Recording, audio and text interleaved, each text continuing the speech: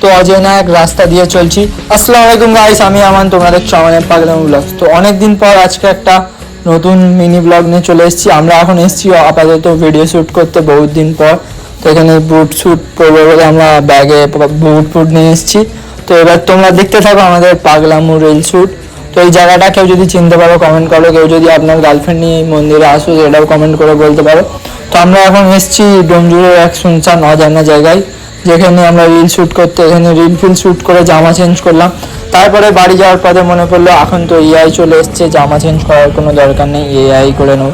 তো এইসব ভাট না বকে এই সুন্দর রাস্তার একটু তোমরা ভিউ এনজয় করো।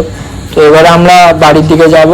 তো বাড়ি থেকে ফের বেরিয়ে আমি আর আরমান এই জায়গাটাকেও চিনতে পারলে কমেন্ট করে অবশ্যই বলে দিও। এখানে যেই ছেলেরা এসে আড্ডা দাও অনেক কিছু বলো, সেটা বলার দরকার নেই। তো এইখান থেকে আমরা যাচ্ছি আপাতত লালটুর চায়ের দোকানে। তো এইখানে একটু সন্ধ্যাবেলার ভিউ এনজয় করতে করতে যাচ্ছি। তো এই জায়গাটাকেও চিনলে কমেন্ট করে বলবে। তো লালটুর দোকানে চলে এসলাম, আর সে চা পানি খেয়ে বেড়াবে গাইস। এতটুকুই ব্লগটা।